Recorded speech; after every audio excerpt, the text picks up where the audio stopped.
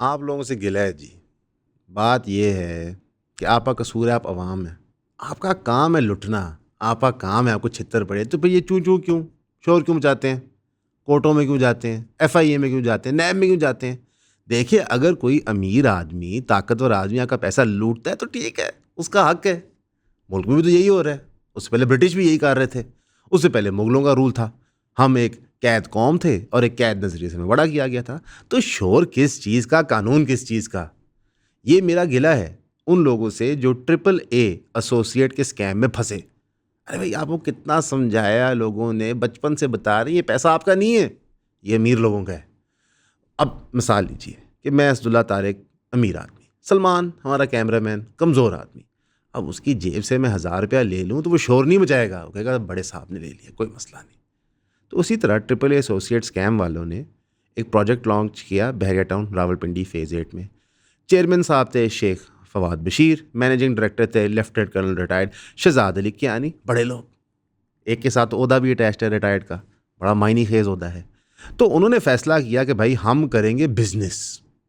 उन्होंने तय कर लिया कि business is the best option. नौकरी शौकरी नहीं करनी भाई, पैसा कमाना है, बिजनेस करेंगे। और बिजनेस क्या करेंगे? हम बनाएंगे high rise building, octa tower उसका नाम होगा। हम ट्रिपल ए बिजनेस सेंटर बनाएंगे और लोग हमसे चीज़ें खरीदेंगे और उनका भी थोड़ा बहुत फ़ायदा होगा, लेकिन ज़्यादा हमारा फ़ायदा हो जाएगा।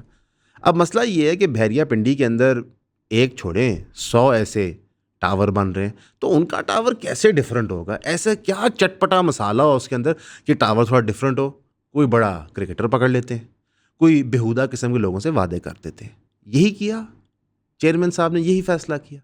शाहिद अफरीदी ने उनका इश्तिहार किया जी, अपने लाला, सारी कौम की जान, सदाबहार शाहिद अफरीदी साहब, जो जब मैच खेलने आते हैं तो छक्का मारे तो अवाम तालियां बजाती है और अगर आउट हो जाए तो अवाम स्टेडियम से बाहर चली जाती है। वो इसके इश्तिहार में थे। उन्होंने प्रमोट किया और कहा कि ये ऑथेंटिक ब्रांड है, ये फ़लाँ है, ऊपर से इन लोगों का कारोबार का बहुत पता है, ये जो कहानी पेश की जाती है। लेकिन डायरेक्टर साहब ने सोचा, चेयरमैन साहब ने सोचा कि ये इनफ नहीं है, हमें कुछ और भी चाहिए। क्यों ना हम सिंपल फार्मूला दें कि आप पैसे दें और हम आपको किराया देंगे। बिल्डिंग बने ना बने, आप 4 करोड़ इन्वेस्ट करें, महीने का ₹1,00,000 किराया ले लें। अब हमारी अवाम बेवकूफ़, लालची, जलील पैसे दे बैठी।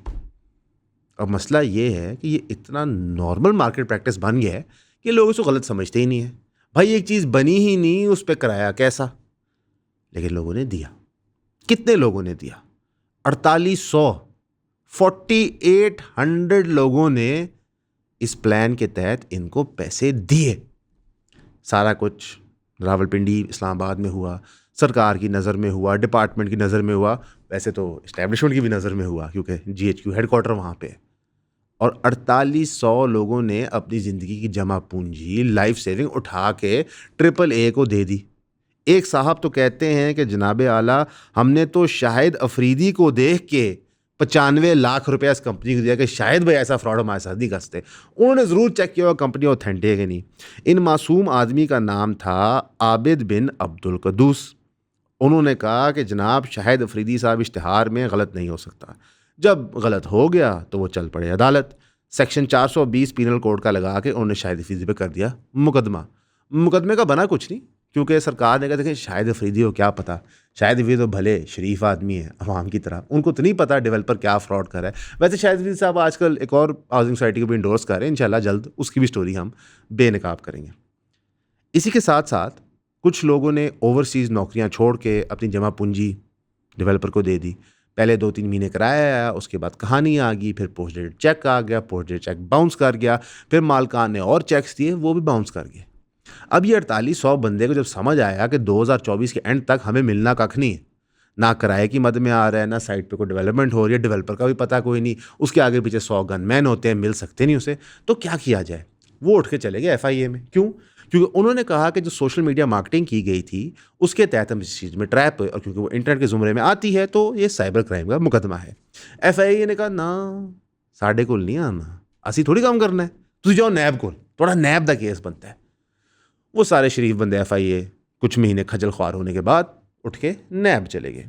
जब वो नैब गए तो नैब ने कहा यार ये तो बहुत बड़ा प्रॉब्लम है, 4800 विक्टम्स है, लगभग नैब ने कैलकुलेट किया कि 12 अरब रुपए का फ्रॉड हुआ है।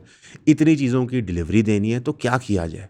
उनका जी मुकदमा करेंगे, इन लोगों को हम पाए तकमील तक पहुँचाएँगे, इनको तबाह कर देंगे और इंशाल्लाह आपका पैसा रिकवर करेंगे। लोग हैप्पी हो गए। अवाम है, बेवकूफ़ है, थोड़े से सरकारी अफ़सर के आसरे पे बड़ी खुश होती है, छलांगे मारती है, सोचता है कि पता नहीं अब क्या हो जाएगा। खैर नैब ने मुकदमा शुरू किया, नैब ने एविडेंस इकट्ठा किया, नैब ने नोटिस भेजे और एंड में नैब ने कर ली प्ली बार्गेन। अब आप कहेंगे जी प्ली बार्गेनिंग का तो मतलब है कि लोगों को पैसे वापस मिल गए होंगे, लेकिन नैब ने भी हिस्ट्री कायम की। नैब ने कहा जनाब हम प्ली बार्गेन पैसों की नहीं करेंगे, हम प्ली बार्गेन बार्टर की करेंगे। देखें, अगर अगला बंदा 12 अरब के अपने असासे दे ले तो आप 4800 आम आवाम अपने में तकसीम कर लें, तकसीम करके चलें निकलें। अब सवाल ये बनता है कि मैंने 1 रुपये दिए हैं इस कोस्टर के, सलमान ने मुझे कोस्टर बना के देना था, उसने कोस्टर नहीं दिया, तो या तो सलमान मुझे अब कोस्टर देगा या मुझे 1 रुपये वापस करेगा। सलमान ये नहीं कहेगा कि ये कोस्टर तुम्हारा नहीं है, ये कागज़ 1 रुपये का तुम ले लो, क्योंकि मेरा उसका ये सौदा नहीं हुआ था। लेकिन नैब ने ये किया, अपने ही प्रोसीजर कोड को वायलेट करते हुए ये किया। और फिर उन 48 बंदों को पूरे पंजाब के अंदर मुख्तलिफ हाउसिंग प्रोजेक्ट्स जो फारिग हो चुके थे, जो नाकाम थे, जहाँ पे उनके दूर दराज के प्लॉट थे, वो बांट दिए गए। कुछ लोगों ने कहा ये ज्यादती है, आप कैसे हमारे साथ ये कर सकते हैं, वो उठ के चले गए Rawalpindi high court. High court ने ऑर्डर किया कि 90 दिन के अंदर नैब इन लोगों को पैसे क्लियर करे। वो 90 दिन मुकम्मल होते थे अप्रैल 27 को, गुजर गई, उन लोगों से आज तक रब्ता भी नहीं किया गया। नैब ने कहा हाई कोर्ट क्या चीज़ है, हमें वो कैसे डायरेक्ट कर सकती है, हम तो किसी बड़ी ताकत को रिपोर्ट करते हैं, किसी ताकतवर के कहने पे हम चलते हैं, तो लिहाजा हम तो नहीं देंगे। अब नैब ने जो प्ली बार्गेन की भी वो किसके कहने पे की, इस पे ज़रा गौर फरमाएं। नैब ने प्ली बार्गेन की एक तीसरी पार्टी के कहने पे, अल रहमान बिल्डर जो शेख यूसुफ चलाते थे। शेख यूसुफ साहब फवाद बशीर जो हमारे AAA के चेयरमैन थे, उनके रिश्तेदार थे। तो सवाल तो ये बनता है कि शेख यूसुफ साहब एक लड़ाई में घुस के सालसी करके अपनी सोसाइटियों में प्लॉट एडजस्ट करके लोगों को फारिग करें, क्यों? ये तो हुआ परफेक्ट बिजनेस। जो माल मुझसे नहीं बिक रहा वो मैंने सलमान के फ्रॉड में एडजस्ट करवा दिया। ऐसे तो मलिक रियाज साहब ने भी किया था कि मलिक रियाज साहब पे जुर्माना डाला गया सुप्रीम कोर्ट पे कराची के घोटाले के केस में, और 180 मिलियन पाउंड जो मनी लॉन्डर हुआ था पाकिस्तान से मलिक साहब का, वो डाल दिया गया उनके खाते में। ऐसे थोड़ी ना चलेगा। अवाम को नहीं पता, लेकिन असल में ऐसे ही चलता है। अमीर बंदे के लिए पाकिस्तान में ऐसे ही है। नैब क्या चीज़ है, FIA क्या चीज़ है, ये तो पैसों की लेन देन की मार है, एडजस्टमेंट हो जाएगी। अब इस सब में आम आवाम ने क्या सबक सीखा? कुछ नहीं। आम आवाम ने कहा चलो इस दफ़ा फ्रॉड हो गया, अगली दफ़ा तो नहीं होगा। अवाम भी हमारी ठहरगी जवारी कि भाई जुआ खेलना है, किसी ना किसी दिन तो लग जाएगा।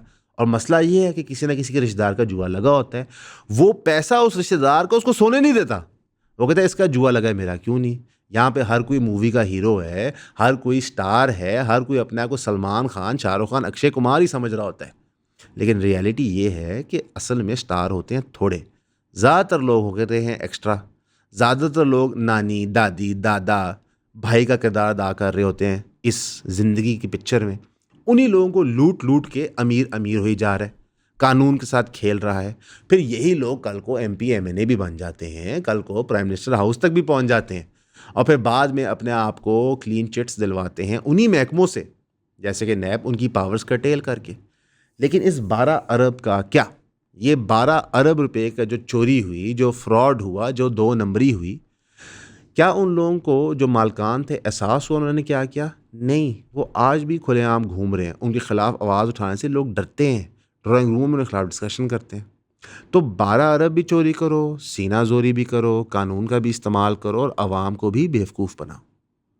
ये है AAA स्कैम। सबसे पहले आप सबका बहुत शुक्रिया हमें सब्सक्राइब करने के लिए। जिन जिन दोस्तों ने हमारी फैमिली में शामिल हुए हैं 3000 की सब्सक्रिप्शन लेके, काइंडली हमें WhatsApp किया करें ताकि हमें पता हो कि हमने किस ग्रुप में ऐड करना है। वैसे जो आप सब्सक्राइब कर रहे हैं इसके लिए आपको 12 वीडियोज़ हर महीने मिलेंगे जो प्राइवेट वीडियोज़ होंगी, यानी कि वो कंटेंट किसी ने ना पहले देखा होगा, ना वो कभी किसी मेन चैनल पर अपलोड होगा। वो सिर्फ आपके कंजम्पशन के लिए होगा जो 3000 की सब्सक्रिप्शन पे कर रहे हैं। अब वो कंटेंट होगा क्या?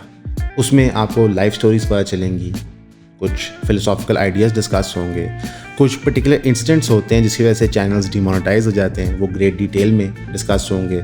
कुछ आपके साथ कंटेंट शेयर किया जाएगा जो अवेलेबल नहीं है आम पब्लिक को और जो पब्लिकली उस तरह शेयर भी नहीं हो सकता। मोस्टली चीज़ें एजुकेशन रिलेटेड होंगी, हर चीज़ का कोई लेसन होगा पीछे, लेकिन ज़्यादा से ज़्यादा इसको आप सब्सक्राइब करें ताकि आप हमारे काम को सपोर्ट कर सकें। तो प्लीज़ हमें सब्सक्राइब करें, 3000 रुपीज़ भेजें, व्हाट्सएप करें और ईऑन फैमिली का हिस्सा बने। Thank you. इधर क्योंकि पढ़े लिखे लोग थे, उन्होंने कानून से रजू किया तो कानून ने उनको डिसअपॉइंट किया, कहानियाँ दे के, वो जो कहते हैं गेड़ा दे के। तो ना हमारा कानूनी इदारों पर ट्रस्ट रहता है, ना हमारा बिज़नेस कम्युनिटी पर ट्रस्ट रहता है, तो फिर अवाम पाकिस्तान में बिज़नेस कैसे करे। मेरी एक अपील है SIFC से, आसिम मुनीर साहब से, शहबाज शरीफ साहब से, कि आप मुल्क में इन्वेस्टमेंट लाना चाहते हैं, बड़ी अच्छी बात है, होना चाहिए, लेकिन जो यहाँ पे बंदा है जो इन्वेस्टमेंट करना चाहता है वो ही सिक्योर नहीं फील कर रहा, तो फॉरेन इन्वेस्टमेंट खाक आएगी। अब इस पे लोग कहेंगे अगर आप ये स्टोरी हाईलाइट ना करें तो फॉरेन इन्वेस्टर को पता नहीं चलेगा। फॉरेन इन्वेस्टर बेवकूफ़ नहीं है सर। ये जो 4800 विक्टिम है, इनका कोई भी रिश्तेदार बाहर है, उसको ये मशवरा दें ना पाकिस्तान से प्लॉट ना लें, इतने बड़ा फ्रॉड होता है, यहाँ पे लोग 2 नंबर हैं। तो जब हमारे लोग अपने ही लोगों को लूट लूट के बेवकूफ़ बनाएंगे तो फिर पूरी दुनिया हमारा मजाक तो उड़ाएगी। ओवरसीज़ पाकिस्तानी यहाँ पे इन्वेस्टमेंट नहीं करेंगे, फॉरेन कंपनीज आके यहाँ इन्वेस्टमेंट नहीं करेंगी। जो हमारी SIFC की ख्वाहिश है उसका आइडेंटिफिकेशन ऑफ प्रॉब्लम इनकरेक्ट है। हमारे स्मॉलेस्ट यूनिट ऑफ बिजनेस के अंदर करप्शन आ गई है। कोई बंदा छोटी फैक्ट्री लगाता है तो वो कैलकुलेट करता है कि मैंने बिजली की चोरी कैसे करनी है, क्योंकि मेरी असली बचत वो है। वो ये कहता है मैं इसलिए करता हूँ क्योंकि 42 महकमे मुझसे रिश्ते लेते हैं और मैं प्रॉफिटेबल हो नहीं सकता। तो हजूर मन, जब बाहर से बिजनेस यहाँ पे आएगा तो वो क्या करेगा। जब हमने IPP केसेस खोले थे तो हमने आपको क्या बताया था कि जो फॉरेन इन्वेस्टमेंट IPP की मद में आती है वो यहाँ पे माहौल देख के रियलाइज़ करती है कि अगर हम कॉन्ट्रैक्ट्स ओवर इन्फ्लेटेड नहीं बनाएंगे तो हम पैसा कैसे कमाएंगे। सब सारा पैसा तो ये पॉलिटिशियंस, पटवारी, सरकारी अफसर ले जाते हैं, मिलिट्री इस्टेब्लिशमेंट करप्शन कर देती है। तो कोई भी बिजनेस को ऑपरेट करने के लिए बॉटम लाइन मीट होना ज़रूरी है। AAA वाले भी जब घर से निकले होंगे तो शायद फ्रॉड की नीयत से ना निकले हों। मैं 1 टन हुस्न ज़न रख लेता हूँ, वही बिजनेस करने आए होंगे, लेकिन जब उन्होंने देखा कि डिपार्टमेंट्स क्या पैसे मांग रहे हैं, करप्शन के स्केल पे हो रही है, उन्होंने कहा दफ़ा करो जेन्युइन बिजनेस, चुप करके 12 अरब करो अंदर, बाकी की देखी जाएगी। ये बहुत एक अफसोसनाक स्टेट है हमारी बिजनेस प्रैक्टिसेस की। लोग इसको मिस कैरेक्टराइज करके कहते हैं जी लोग ही करप्ट हो गए। नहीं सर, 1% बहुत करप्ट हो गया, दे आर वेरी करप्ट। और उनके साथ जो एसोसिएटेड लोग होते हैं उनके बिजनेसेस में, उनको वो करप्शन सिखाते हैं। जो दूध होलसेल में प्रोड्यूस कर रहा होता है वो खुद आगे मशवरा देता है कैसे तुमने दूध बेचना है सस्ते में, कैसे उसमें मिलावटें करनी है। क्यों? क्योंकि वो डंडी मार रहा होता है, उसकी डंडी पॉइंट आउट ना हो तो वो अगले को गलती सिखाता है।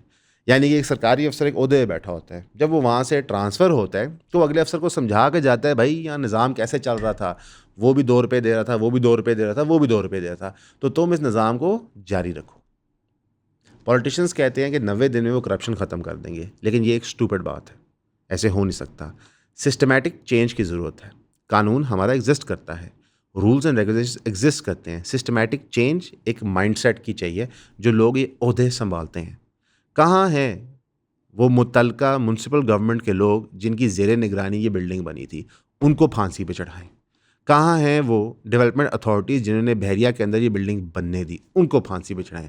कहाँ है बहरिया जिसकी ज़िम्मेदारी है अपने सोसाइटी के अंदर security and safety of investment ensure करने की, उनको फांसी पे चढ़ाएं। कहाँ हैं वो मालकान जो दिन दहाड़े घूम रहे हैं। वाइट कॉलर क्राइम का अगर जवाब यही होगा कि हम पैसे वापस दे देंगे जब हमारे पास होंगे, तो लोग वाइट कॉलर क्राइम करते रहेंगे। और ये इतना ख़तरनाक है मुल्क के लिए कि मुल्क का सारा सरमाया इस कारोबार में डूब रहा है और आप देख ही नहीं रहे, समझ ही नहीं रहे। कहाँ हैं वो प्रॉपर्टी डीलर जिन्होंने ये बेचा, उनको भी अकाउंटेबल होल्ड करना चाहिए। जब तक हम स्ट्रिक्ट एक्शंस नहीं लेंगे वाइट कॉलर क्राइम को रोकने के लिए, आपके मुल्क में इन्वेस्टमेंट नहीं आ सकती। हाँ, अगर आएगी तो ऐसे टर्म्स एंड कंडीशन में आएगी जो सूटेबल नहीं होगा पाकिस्तान के इंटरेस्ट को। पाकिस्तान के इंटरेस्ट को प्रिजर्व करें, हमारे लिए दुआ करें, AAA स्कैम के विक्टिम्स के लिए दुआ करें। और प्लीज़ खुदा के वास्ते कोई भी फाइनेंशियल इन्वेस्टमेंट करने से पहले मशवरा करें, पूछें, पड़ताल करें, बार बार चेक करें। वो शादी जब करनी होती है तो लड़की वाले लड़के का पूरा खानवादा चेक करते हैं, लड़के वाले लड़की का पूरा खानवादा चेक करते हैं। मामलात ज़िंदगी के ऐसे हो चुके हैं, दुनिया इस फ्रॉड के स्केल की तरफ चली गई कि भाई कोई भी प्रॉपर्टी, कोई भी इन्वेस्टमेंट परचेज़ करने से पहले पूरी पड़ताल करें। वैसे मज़े की बात है कि एसईसीपी के रूल्स के रेगुलेशन के मुताबिक इस तरह डिपॉजिट सीकिंग कंपनीज़ नहीं कर सकती अगर वो एसईसीपी के बायलॉज को फॉलो नहीं कर रही होती। तो डिपॉजिट सीकिंग कंपनी से बचें। अगर कोई डिपॉजिट सीकिंग कर रहा है तो फिर एसईसीपी के जाके रूल्स एंड रेगुलेशंस पढ़ें, एसईसीपी की वेबसाइट पे चेक करें वो रजिस्टर्ड हैं कि नहीं, और एसईसीपी में कंप्लेंट डालें जब वो कोई डिले इन पेमेंट करते हैं। मेरे लिए सलमान के लिए दुआ करते रहें कि मैं सलमान की जेब से 1000 रुपया चोरी करता रहूँ और वो कुप्पी पी के सोता रहे, क्योंकि खुदा ना खास्ता जिस दिन सलमान जाग गया उस दिन मेरी और बाकी जितने एलीट है पाकिस्तान में उनकी मौज ख़त्म हो जाएगी। हमेशा की तरह आपका सुनने का शुक्रिया।